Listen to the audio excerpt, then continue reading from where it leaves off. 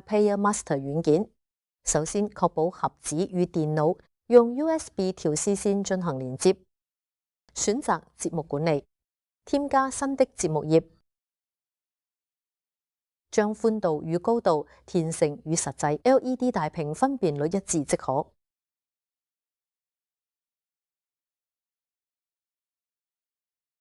在這裏選擇加號，添加相對應的內容窗口。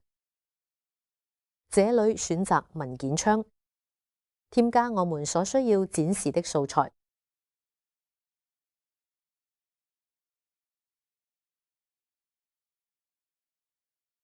選擇最大化，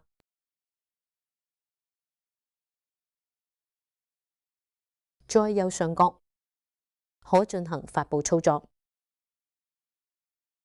旁邊是預覽，